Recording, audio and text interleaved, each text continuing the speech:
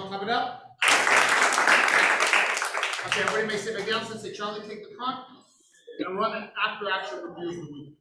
Just ask anybody if they have anything they would like to talk about their experience, helping with classes or reading classes or whatever. We'll start with what went good, and we're going to go into.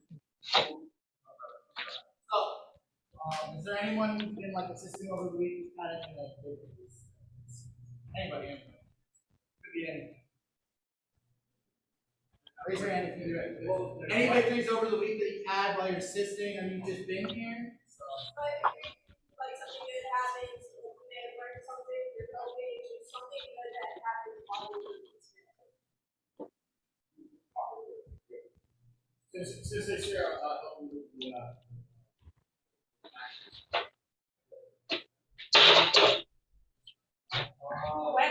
weapons. Oh, give me 2 claps. All right. Anybody else? Come on. I know there's more than one person. It's gonna be better. Getting better every time. Follow the process. Yeah.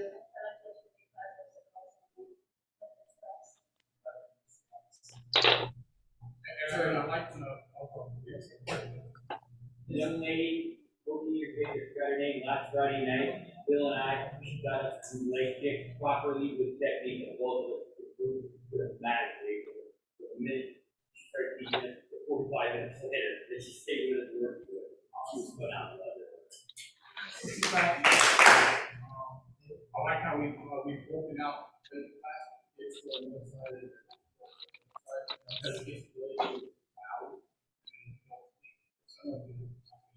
I agree, and it gets kind of hard to teach over a second group going because it gets loud and it wears on your voice. So give me 2 claps. All right. And any opportunities. So those are things like we saw that we maybe be better or we could find the lesson in it.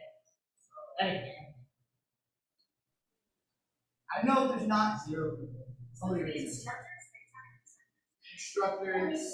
Anything? What did the kids say?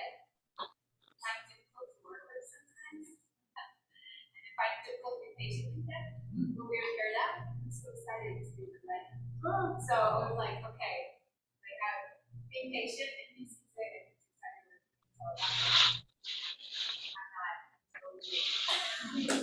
Clap it up. All right, 2 last ones, Charlie.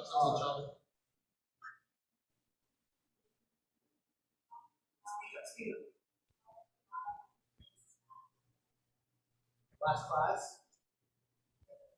Give me 2 claps. I was gonna say, I didn't come in this week, but working with Mercer virtually Wednesday, it was kind of interesting because Sarah had been notes on her video feed. So I had to sort of tailor what they were doing to Mercer, who's 6. It was fun because earlier when we were doing the front thing, and I was like, you're not gonna elbow them. We finally taught them how to elbow and grab their shirt and pull forward. They totally knocked me off balance and almost into the energy. But that was a lot of fun figuring out how to make it work for him and his understanding. Adapting to every situation. Give me 2 claps. Hey, so great feedback, everybody. But how about Sensei Charlie? Give him a big hand. It's one thing. I mean, and I don't know if this is Charlie in here kind of part of that. And it's one thing to be able to get up and do the martial arts. You're good at the martial arts, you're a black belt, that's easy, it's actually much harder to do than it is to, right? But it's exactly what we talk about when we talk about how our black belt leadership program develops confidence and public speaking skills and all those things. I mean, I purposely threw him, I figured out telling him what I was going to do. And you see how you reacted, just like a kid, probably got stressed real, but what was more stressful? You did just fine. Give him a big hand. Let me tell you what I'm going to tell you today. What we're going to do for the group, right? So first, I'm going to teach the 7 habits of highly effective people, and specifically the paradigm around the 7 habits. And a little bit of the story, honestly, is that back, I can about 1990 is when I really started. This was probably one of the most formative first books. When we first opened the school in 2000, the only leadership, it wasn't the leadership like now, it was really, really elementary compared to the program we got. But I did have a group of kids that would meet like on a Friday night or something, and I was teaching the 7 habits of I recommend, if you've never read the book, you read the book. There's actually one that is also the 7 habits of highly effective teens. For those of you that are not, I'm going to send the summary version to all of you at the end of this. So somebody is going to take the attendance cards, since they get probably stuff like that. They'll probably get all your attendance cards together, make sure they build in a distribution list, such that I can email you all this summary version of the 7 habits I have. And then you're going to have some homework around that at the end. But I'm going to teach an overview of it here. Then we're going to discuss a really, really good quote that I printed, also from Dr. Covey, and go into discussion groups with you. And then, like I said, we'll have some homework that I'm going to do. Okay? So let's start by talking about the 7 habits. And I want when I talk about the 7 habits paradigm, the paradigm is that there are 7 habits, but the 7 habits are not meant to walk you through levels of emotional maturity. Like all the parents in the room would probably agree that for the most part, their kids are still at the very beginning stage. Right? By the way, some adults are too. It's not really a question of kid or adult. But at least in some ways, our kids are still dependent on us. I'm dependent upon since they're not. Give me a better kid. Dependence is the first law.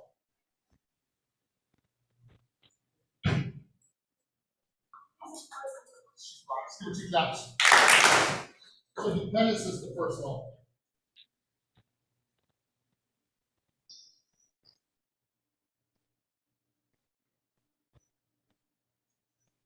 And who remembers, because I know there's lots of leaders, there's even a professor of leadership in here. There's lots of leaders. Who remembers what the first habit of highly effective people is? Anybody? First habit is to be proactive. Be proactive.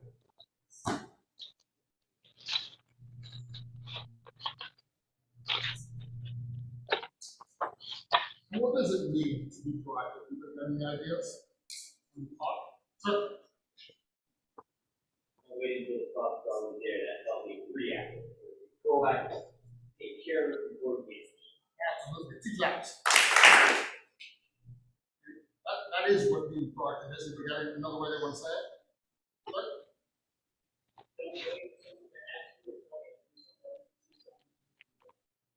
I get 2 claps. Man. Initiative, I love it. Another word, initiative, yes. 2 claps. Preparing yourself for any possibility.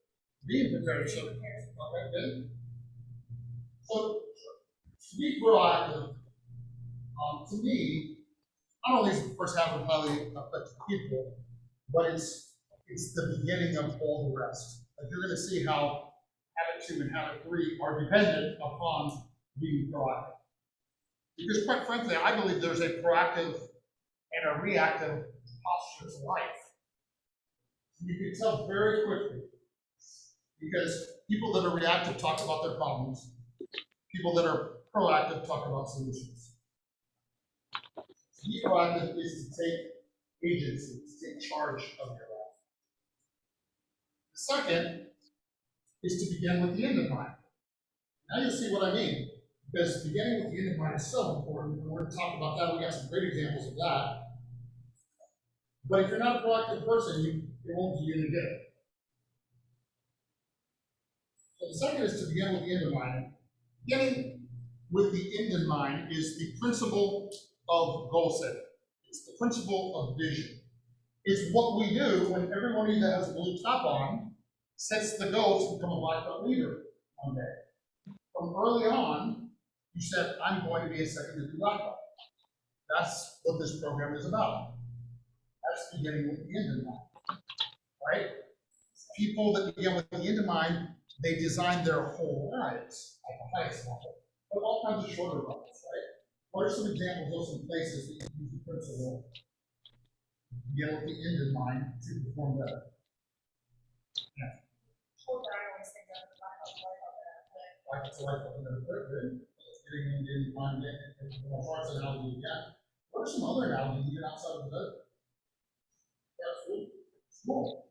School, you have an end in mind. Right, you don't go to college to determine if you want to get a degree. If you get in. One thing I do is, get work, there's a happy house, I go ahead and turn all of it. They need to know what time, and they are. And that is for sure being proactive and also beginning with the end in mind. Two jobs. You can do it with everything. So, even when you think about your plan, right? I was for sure expecting somebody to say meeting. You should go into a meeting with specific agenda items that begin with the end in mind. You want to actually accomplish something, because if not, it's one of those meetings, right? But beginning with the end in mind, like for example, I sit down at the beginning of every week and I craft a week. And then every day, I craft the next day. Right? It's beginning with the end in mind. Beginning with the end in mind can be applied to anything that you want to accomplish in your life. Quite frankly, we have Bryce and his fiance here. Quite frankly, you're going to get married, you can just begin with the end in mind. Right? Kind of better than that. Let's see how this works out. Okay. Two times. Number 3 is called put first things first. What? Putting first things first is one of the most important habits, but it's also one of the most difficult to understand. So I actually printed some stuff from Dr. Covey that I really like that he says about putting first things first. So, put first things first is the exercise of independent will for becoming principle centered. Habit 3 is the practical fulfillment of habits 1 and 2. Habit 1 says, you are the creator, you're in charge. Habit 2 is the first mental creation based on our imagination, the ability to envision what you can become. And then, of course, vision creating close. Over it was messing it up, but it's putting vision, I'm going to say, around your most important priorities. It is living and being driven by the principles you value most, not by the agendas and forces surrounding you. Right? So, what are some real world examples today? How we can put persons first instead of You know, when it needs to be, we skip it. Step by step. sure, absolutely. Two times. Anybody else have anything else they want? It sounds like saying understand your values, really make sure that you're living the life where you're not sacrificing. Absolutely. Two times. And by the way, like there's going to be, of course, there's lots of right answers, and these three things are showing very quickly. Honestly, what sprung out at me when I heard this quote was what I always talk about as far as focus, right? Because like in today's world, you want to talk about people who get the quote, not the agendas and forces surrounding you. You want to talk about people trying to distract you and get you to pay attention to their agendas.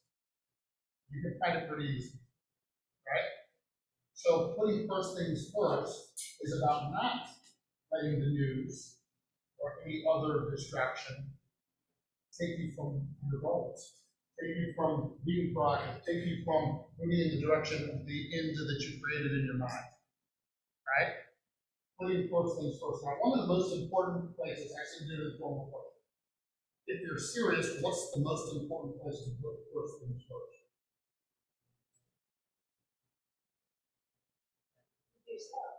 Yes, yes. Before yourself, yes, in your planner. In your planner.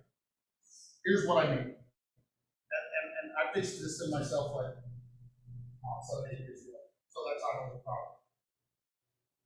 I used to always say that my kids were super important to me. Used to always say that certain other things were super important to me. They weren't in my planner. Plus, they weren't on my schedule. Plus, they didn't really get the time they deserved. Understand? So now, every part of my life is in the because when this thing gets up. And that's how I make sure I put this. Right? Now, we started with dependence, and these first three habits of the paradigm work on who? You. What's that? Good job, Matthew. Give me 2 claps. Work on you. Exactly right. They are, he calls these first three habits the private victory. The private victory. And the private victory takes you from dependence to what? Independence. Independence. Maybe she's proud of that. You can write it in here. Independence. I'll go on with 4. While she does that.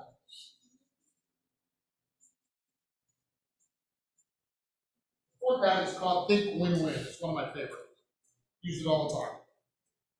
Just had a meeting with a guy just over some IT stuff. And I said, look, I don't want any deal that's not win-win. I said, I don't want to win and you lose.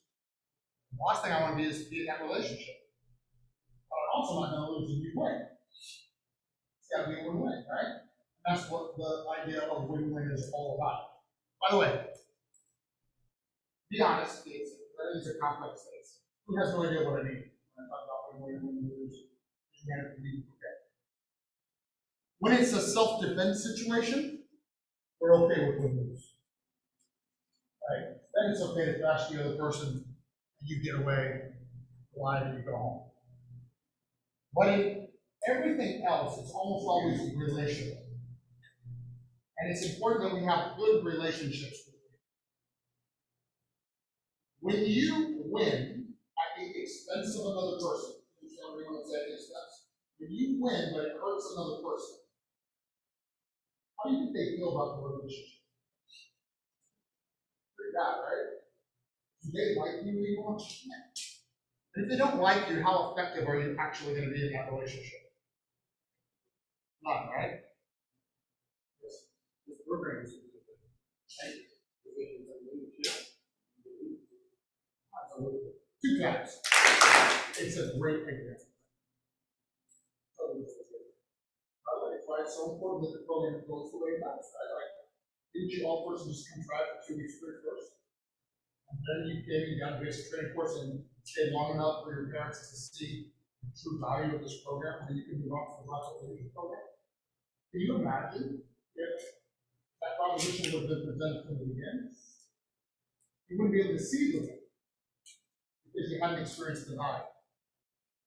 So that's also an important principle. Right here is just about think win-win. So when you get into an argument with another person, actually the next one will really speak to this. But think win-win. Think how can I win and this person win in this situation? Because if there's no way, right? So if it's Bryce and Bryce has a dream about working for him.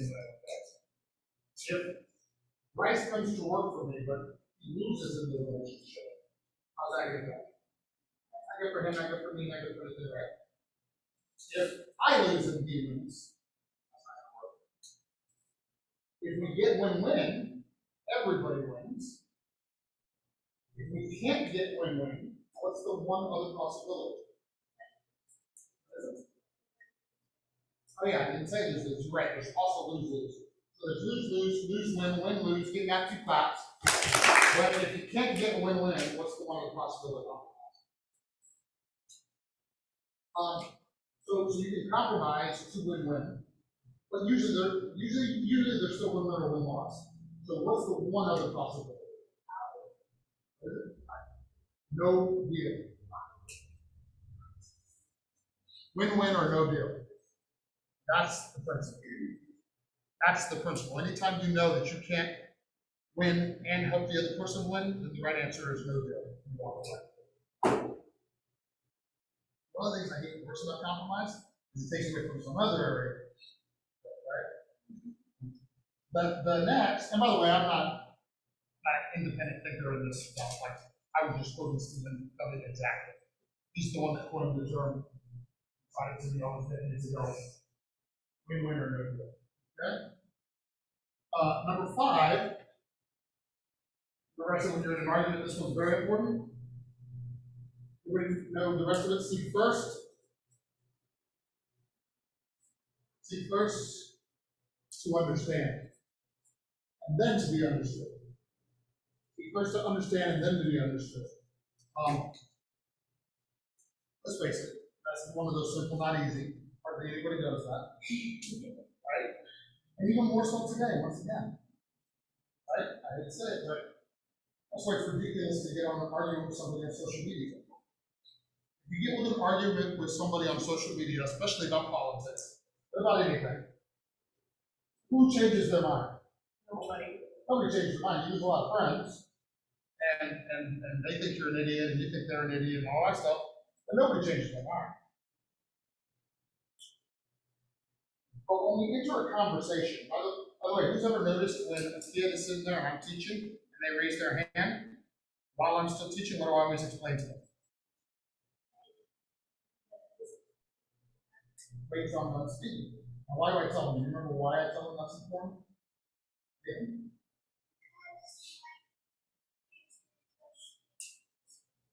That's also true, but the main reason I say is, Allie, exactly right.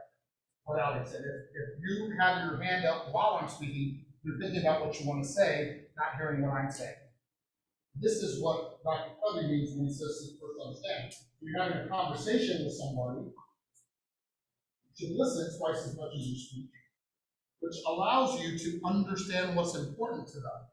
This one also I was not good at naturally. It was less than 7 years ago I fixed this one. And by the way, the crazy thing is you fix these things and they help you in every area of your life. I really was bad at sales until I got that. So many times you're selling your agenda, and you haven't even heard what the real issue or problem is, right? I've been wrong so many times in recent history. I've been right in that I listened, but I've been wrong in the sense that I was totally surprised when the person told me what the objection was. Yesterday. Once I understood what the objection was, it was easy to help the person get what they wanted. Right? So seek first to understand. By the way, kids, you think this could be useful when dealing with your parents? Could this be useful when dealing with your parents, trying to understand them before you want to get them to understand you? Parents, could this be useful when dealing with your kids? Yes. It's useful for all of us. The 6th one is synergize. Synergize. Another one of my favorites. I guess they're all my favorites. Who would like to explain to everybody else what synergize means? Synergy.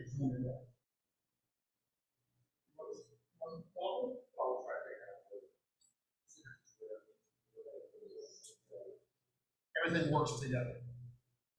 So synergy is, the real definition is something like this. Something like the sum total of the parts is always greater than the total of all the individual parts, right? So in other words, what it means is that if I had a problem I wanted to solve, and I sit down and solve it by myself, I'll get one level of success. If I get Charlie and Matt to help me, it'll be better. I get everybody in the room to give me their opinions and creativity towards a solution. Yes, Will, I know that's not always true. But it is true from a perspective of synergy. It is also true, I don't know if Will really thought this, but military leaders know that you cannot always use the collaborative effort because sometimes you gotta use the decisive. It's great that you can get it. Absolutely true. In fact, as I was saying, a group this mixed and this big, it would be hard. It's not that hard with a small team. The team works together every day, right? Like what we actually have here at the dojo to create synergy. There's a couple other things about synergy, and then we'll really wrap this up, that part up. One is, it doesn't mean that everybody's necessarily even doing the same thing. Like, in a dojo, they do not. The head instructor does one thing, the program director does the other thing, the master instructor does the other thing. But if they're all doing their thing, they work synergistically for the well-being of all the students, for the well-being of the dojo, for the well-being of the mission. Ready to check? Again, I keep trying to pick ways to bring it down a little bit to the kids, so here's a great one. For those of you that have been old enough to work in a group yet, school project, easier by yourself or easier with a group? It is easier by yourself. That's the right answer. It's hard with a group. But it's hard with a group because it's hard to create synergy. But it's like I sometimes when you have somebody else to validate an idea, because sometimes you're so focused on your idea that you're missing the whole picture in somebody else. That's why they say Two heads are better than one. Yeah, absolutely. Two claps. When I said that absolutely working by yourself is easier, it doesn't make it better. Like I said, unfortunately, school is a very artificial environment. Because you're stuck with every other bozo in there, and they want to listen to the work, they want to correct. In the real world, you can fire them. But anyway, you know, but in school, it's hard. Yes, ma'am. I like to share way.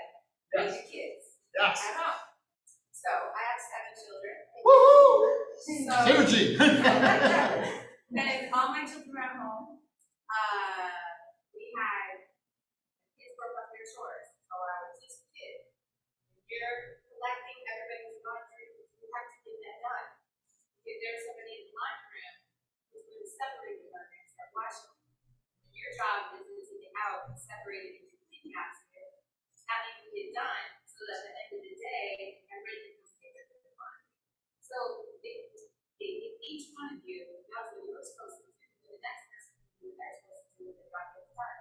You don't do what you're supposed to do, everybody else has to chase it down, they can't do their So they learned that, and they learned to do it well. So you do your job totally. The person after you has to do it for you, and they would swap to you would realize that, responsibility to is not problem. Clap it up. And what's really, really nice about what Miss Holly said is she just kind of, Dr. Covey calls these three the public victory. There's the private victory and there's the public victory. And we're moving to this level, which should be the goal really of every organization in every life, which is higher than independence, which is where most people stop. And Ms. Holly just explained it in a very simple way with the things, and they don't have to call interdependence. Stop, 2 claps. Brown marker. Interdependence. Since they got 2 claps. And then there is a number 7, and on his diagram, he actually puts number 7 around it all. I just put it on top because I wasn't drawing it out all pretty like this. But I could draw it out, just put it out there. Number 7 is so important, and another one of the most overlooked, especially as people become adults and graduate from whatever they graduate from. Whether they graduate at college and go to a trade, or graduate from college, but pretty much whenever they think they're done with their education, they stop this, and it's a mistake. We address it in the dojo with the principle of L cubed. Okay, so let's do what L cubed means. No, that's out. No. Remember L cubed? L to the 3rd power. Does anybody remember what that stands for? Ms. Barber. Lifelong learner. 2 claps. And so the 7th habit of highly effective people. You here? I thought that was spelled. Yeah, I kept looking at it, and someone down below it spelled wrong. Everybody who was distracted by the spelling. Of course. Here's the thing. Who cares? Everybody say, who cares? Understand the concept. So number 7. Number 7 is, he calls it in the book, sharpen the saw. Obviously, because what we do, I call it sharpen the sword. But what it means is this. Rather you're talking about a saw or a sword or an axe. Because it's told another way where somebody says that the man walks, might have been in one about a couple books there, but a man walks up to a man, and the man is chopping away the tree. And he's chopping and chopping, he's sweating, he's chopping, working, and the guy tells the guy, stop, he's sharpening the axe. I ain't got no time to sharpen the axe. Can't you see I'm trying to cut down this tree? And I probably would say, this is probably sometimes with our lives. We don't invest the time into sharpening ourselves, into becoming, now, by the way, of course, that's not true of anybody in the room. By the very definition that you are sitting here on Friday night, participating in a program like this, where you invest time and money and energy and everything to become better, obviously you understand the concept. But you know, there's a lot of different ways of exhibiting the idea of sharpening the saw or the sword or the axe. Because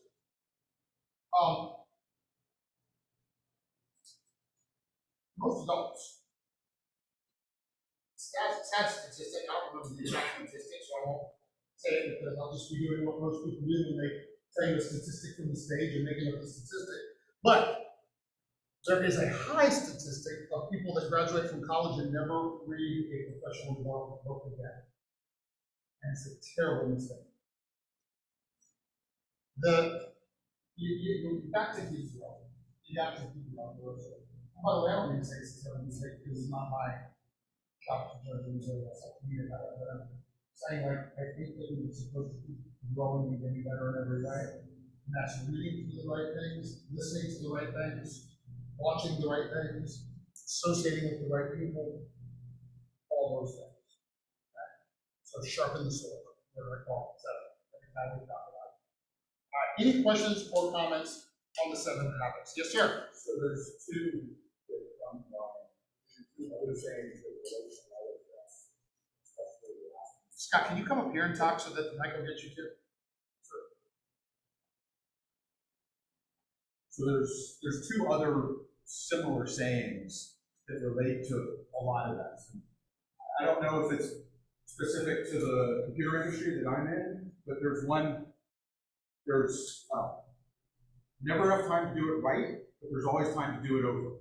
Means, and the corollary to that, or the related saying is, there's no such, the most permanent solutions were always temporary. And basically what both of those mean, and it goes to the story we were talking about literally sharpening the axe and cutting the tree down, would take 5 minutes to actually sharpen the axe, to cut the tree down in half the amount of time, but not taking that 5 minutes causes it to take you an hour to do it the right way. Temporary solutions, band-aids, anything like that, they're just that. They are temporary. And you're going to end up spending more time, effort, money, whatever, to continually band-aid the solution instead of just fixing it the right way. All right, brother. My dad always told me when I was a little kid in school,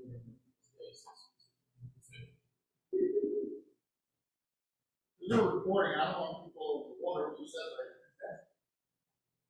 my dad always told me, last off, he said, Dave, he said, always try to learn something new every single day. One thing. You can learn one thing new every single day. Keep your mind sharp, yourself learning, and so I always learn something new every single day. I even skill jobs, even in my job. One thing new. Awesome. Thumbs it up. Come up here, go talk. So would it be like, to me, it's like, with the story of the act, it would be like when you're doing, a job, any job, if you don't put the quality into it, then it breaks down. But if you always start and you put some dedication and your best work forward, then you have quality. quality and it will last. All right, thank you.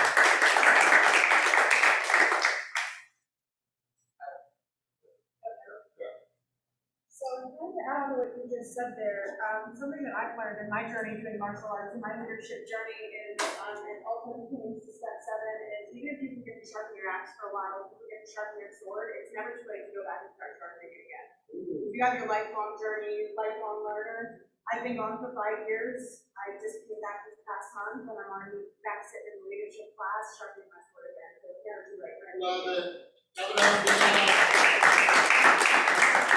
That's great. That's a really good plan. That's really good. That was really good. Because I can't tell you how many, obviously, in the 21 years I've done this, we've produced hundreds and hundreds and hundreds. And sometimes it's okay that they're gone because they're gone because they're done. They're off to do great new things, wonderful things. As you know, we have, fighter pilots and commanders and all of the branches and we have people that have gone up to teach college, and we got people that have gone to be doctors and lawyers, even ministry workers, and all kinds of things. But there's also people that get derailed. And like Ali said, most people won't make the choice to come back again. It's usually because they're embarrassed about where they are. So it takes a great deal of courage to come back and start again. Say, I want back what I had when I left. And look at it. Wrap it up. I don't know why I felt led to say this last thing, because it's really not directly related to the lesson or anything we talked about. But for some reason I was thinking that I think if there was some adults in the room that was thinking, I'm not sure where I would start now.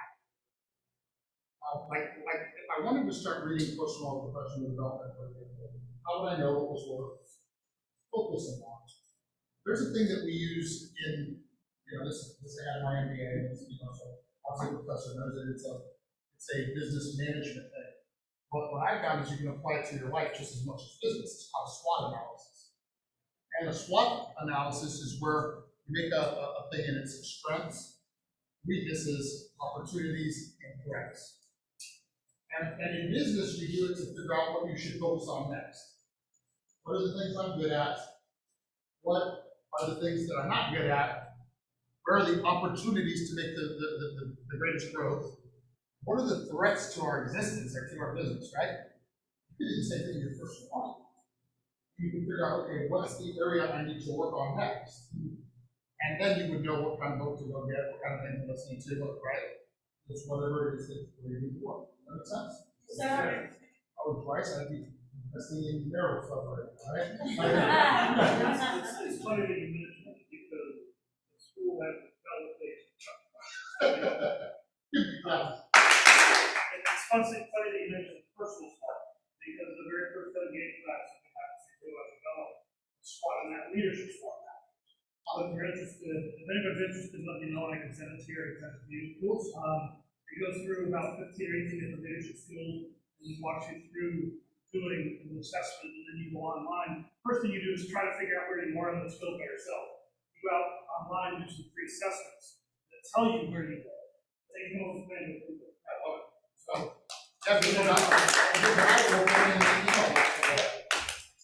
yes, ma'am. Yeah, what? Yes, ma'am. Before I start talking,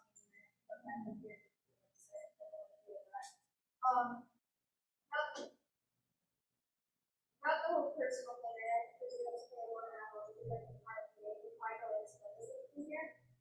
I like drawing, and I particularly am good at drawing faces. But if I ever practice things other than faces, then probably the confident skill sets that actually make tone my art here that so don't really stop doing the same thing over and over again. It breaks down. Practically make it recognize that you may not be the best at something. Awesome.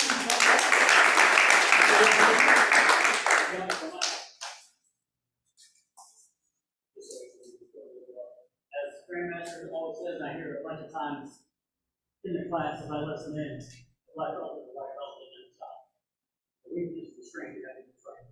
Rules, like it, like Ryan said, you know, practice the things we do, and everything gets from it. Oh, yeah, that was great. That was great. It's always especially great when everybody starts speaking this stuff. So again, give yourself one last clap. Let me get,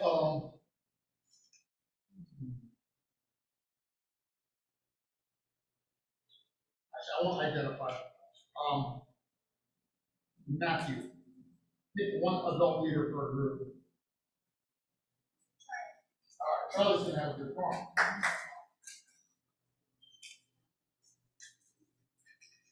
Quiet.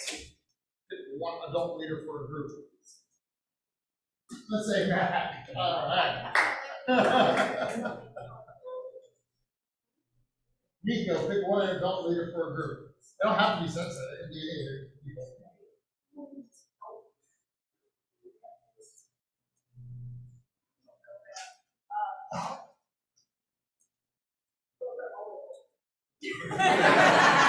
You got a successful businessman, you got the guy who's in charge of the interest processing station, you got another successful businessman, you got the professor of business leadership at St. Leo University, another successful businessman, the one that has to deal with Ava and Aiden. All right, Dave.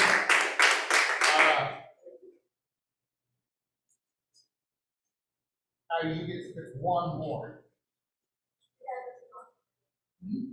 Dr. Drew, come on, clap it up. All right. So we have 4 leaders, and Sensei Chris will be leading our special Gal-In panel. So there'll be a group over there. And then what we're going to do is these guys are just going to spread out, and I want you guys to make sure you split up individually amongst them. And what would be really great is if every group is kind of mixed. There were some kids, there were some teens, there were some adults, right? Because obviously there's many more leaders in the room. And I'm always impressed with the contributions.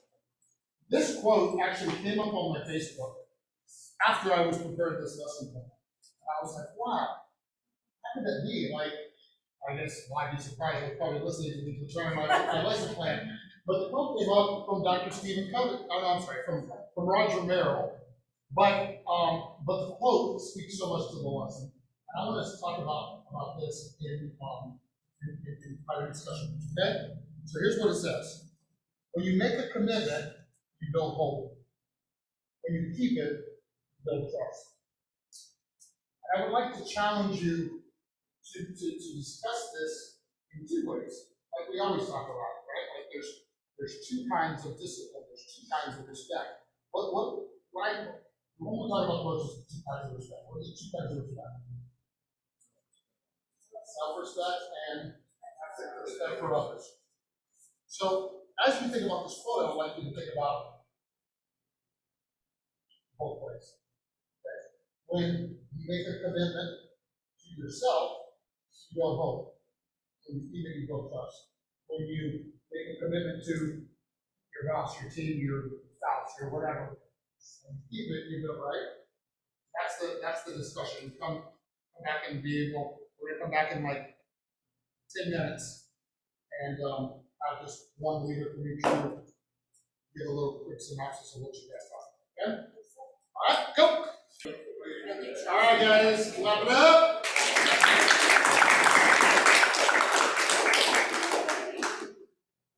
I guess we'll start here because you have to get in front of the microphone still so that you can talk. So over here is Dave's group. Okay, so the first thing we got is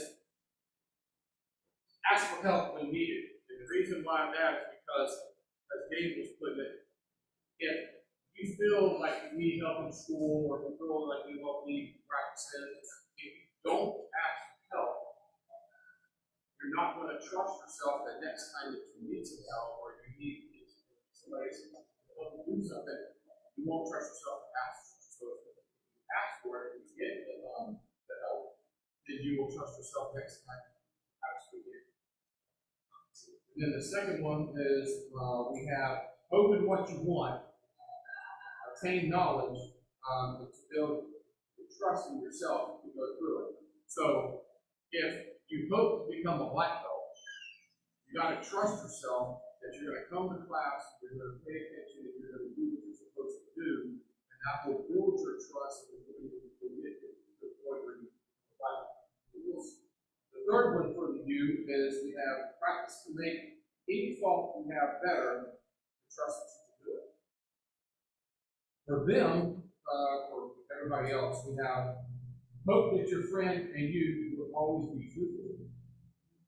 Once the trust, or once you start lying to your friend, or you're lying to your parents, or you're lying to your personal partner, then trust goes out the window, and then there's no hope for you because you feel like you're never going to get it.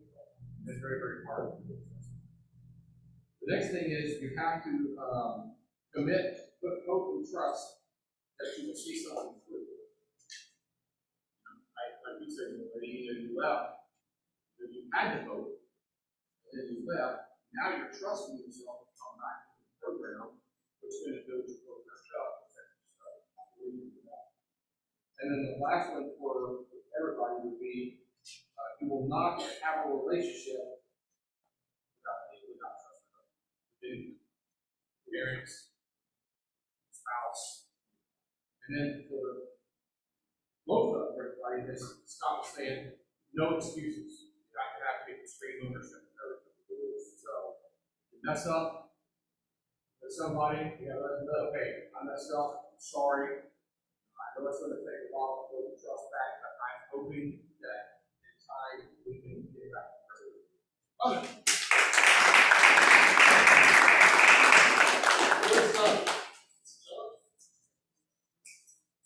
Alright, so kind of piggybacking off of what David said, our group kind of hung around the topic of trust all the time, and some people don't really realize how valuable it is, right? Specifically trusting other people. So, say I'm on a team right now, right? Okay, I'm not trusted at all. Things are not going to get done like they should. On my part, especially, right? Because I'm thinking I'm just not doing things that I need to be doing. The rest kind of falls apart. People don't trust me, and it just doesn't work out very well. So, specifically, the end of the quote there, getting truly trust, I feel is the most important part. And again, specifically in others, right? It takes a long time to earn trust in yourself, but it takes you longer to earn trust. Wow, awesome.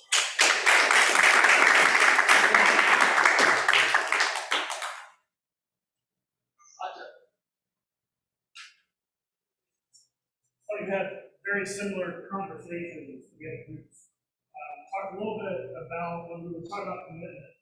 A lot of it was focused on the individual and how you can keep the commitment. And one thing was you got to keep it realistic. So I can give an example. I can't even be a basketball player. I'm short, I'm slow, and I can't shoot basketball. It's not a realistic goal for me, right? But you want to challenge yourself, you want to push yourself, and you want to make commitments to be able to grow. And at the same time, you've got to believe that you can do it. If you don't believe you have the capability, you're never going to be able to succeed. That doesn't mean you're going to get it right the first time. Henry Ford's very famous quote, when you think you can, you think you can't, you're right. You have to believe in yourself that you have the capability to do what you're committed to doing. And if you do that, then you'll be able to follow through on those commitments. And finally, we started talking about, when we started talking about the trust, we talked about asking for help, and what your group did as well. A lot of people think that when they ask for help, it's a sign of weakness. But in actuality, it's a sign of strength. It's knowing yourself, and knowing yourself well enough to know that you need help, and having the courage to be able to do that. So the people that feel that asking for help is weakness, a lot of them are stuck in ego. Right? That's not a good place to be. And then finally, we use the example of trust for the systems there. They're going through this program together, they committed to going through this program together. And if they were ever to get into a situation, if they have this incredible trust with each other, they will be able to help each other get out of it.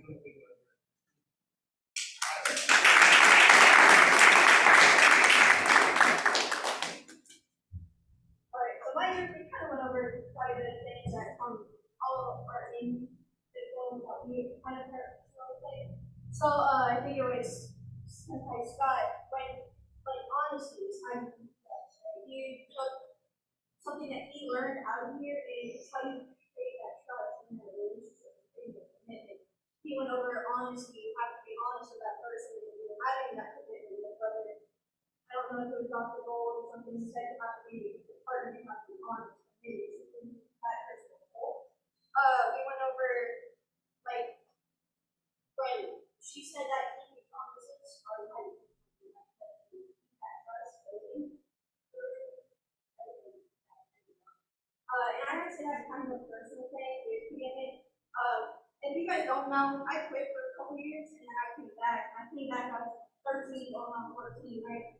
I started to look for a job, and you're honestly, before we went even on to the evening squad, started to come up to the, like, instructor ladder. He made me make a commitment to it, right? You have to make a commitment in order for him to be able to trust me that I'm going to be reliable for him to put me in that position. You have to work your way in and make sure that someone trusts you enough in order to get you. It's gonna be short and sweet because everyone touched upon all the topics, but in the virtual group, we just talked about the trust and commitment of what we're saying, and I consider it just personal things that I do with my full-time job.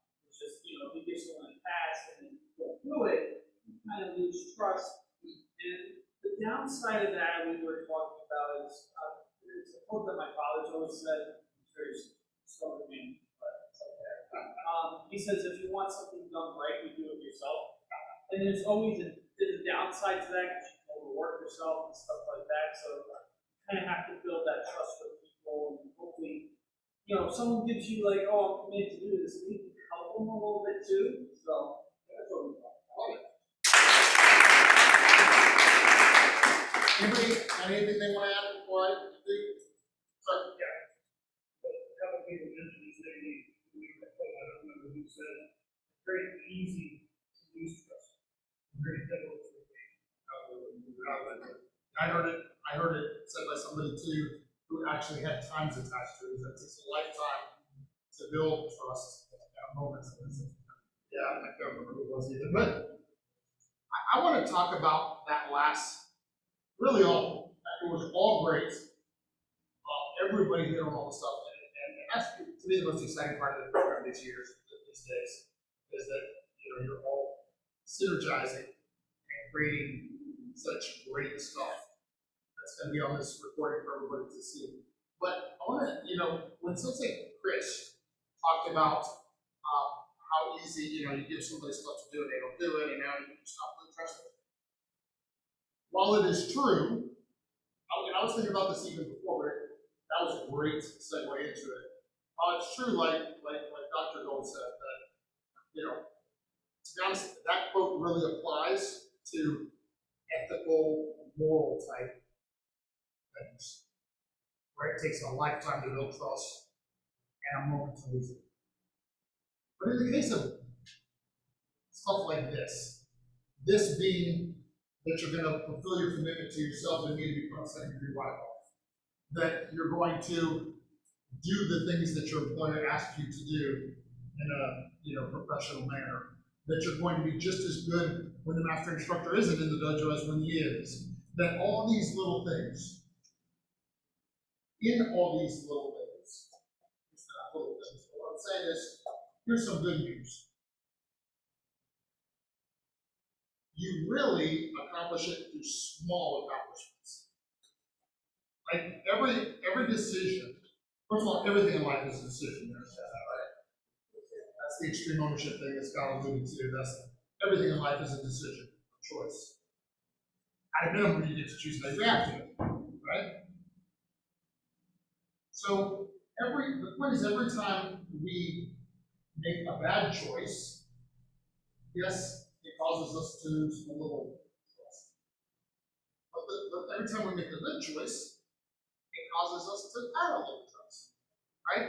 Like all worthwhile things, it's not one big thing that's going to ruin it for you, or one big thing that's going to do it for you.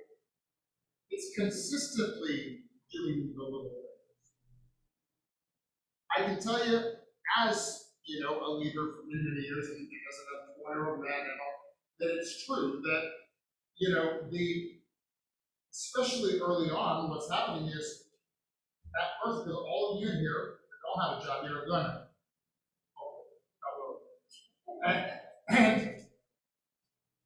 And it is true that whether you realize it or not, your boss is sizing you up who you are right away.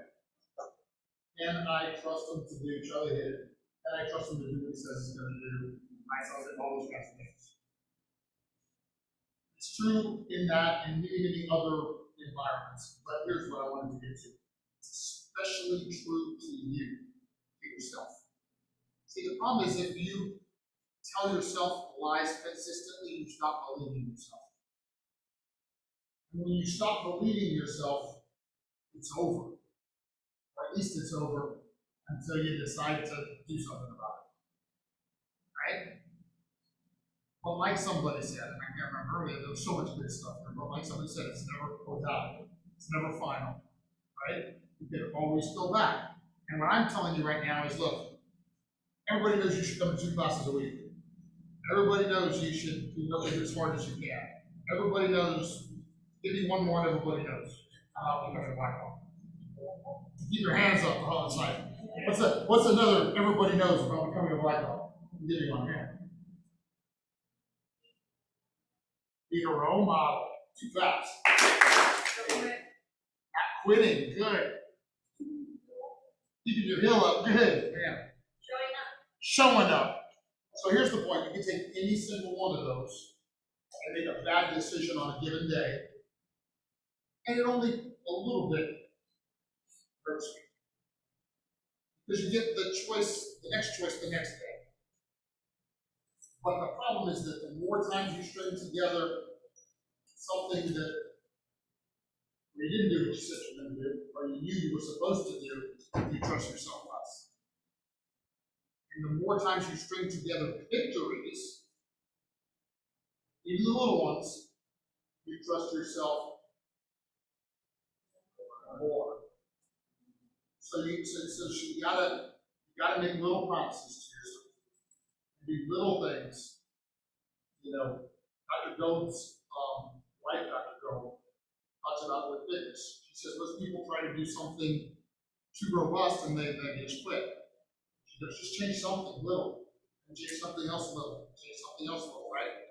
Applies to fitness, but it also applies to everything else to include our trust in ourselves. Yeah. Yes, ma'am. You don't really know how much a person trusts you until you lose it or something bad happens or you don't really know how much a person trusts you until something happens. That works both ways too, though, right? You don't know how much you can trust a person until you need to really trust them. Yes. There's another quote. I'm psychologist and I'm studying a lot of time things. One thing that I learned, I can't remember the exact quote, but the gist of it was, you can go into space in life, when you're doing that, it's going to get you down when you make the mistakes. You have to remember the victories as well, but also don't forget your mistakes, use them to learn. Absolutely. Absolutely. That's what we do too. That's leadership. That is, focus. John Maxwell wrote a whole book on the subject about going forward. And what it says is, I never lose because I either win or I learn. Yes, ma'am. Well, actually, thinking about the community yourself, which Mr. Richard spoke about, good word. The word is your contract, your commitment. And I feel like nowadays, we don't rely on that. Like back in the day, everybody, when they gave their word, they followed through. I agree. I agree with that 100%. I will say one other thing though about that, and that is about balance as to that. So when we're raising our kids, we were teaching them that standard, and we want to hold them to it. We also got to show mercy when they. We got to take that discussion of what I was talking about. Today, you lost some trust, but tomorrow you can win it back. There's even a biblical passage, by the way, so this is the second thing I want to talk about. You can probably quote it better than me, but there's a biblical passage that says something to the effect that if you said something you should not have, if you bound yourself, run like a gazelle from the cheetah. So basically try to, if I made a commitment to you and I realized I really couldn't do it, then I have to kind of come to you and go, I'm really sorry. I really screwed up. When I made this commitment to you, I thought that it was truly possible. It's not living you to release me and forgive me. Right? It actually uses that language when you talk about begging God to find a passage. Does anybody else knows it?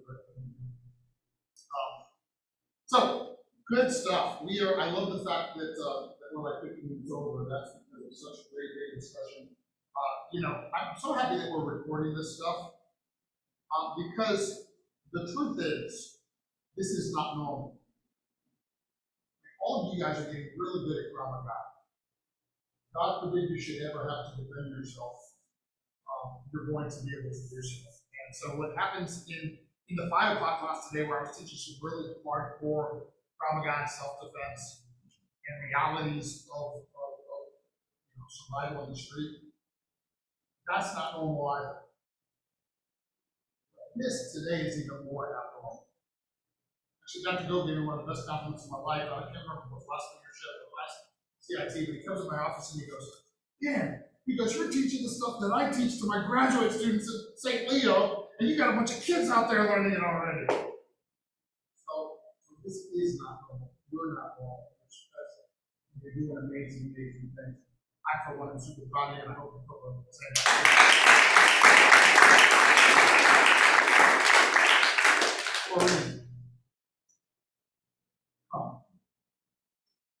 You feel confident enough to do these last 2 today? Yes, sir? Please stay set. Sir! Sign of the warrior, sign of the scholar. I am. Dedication.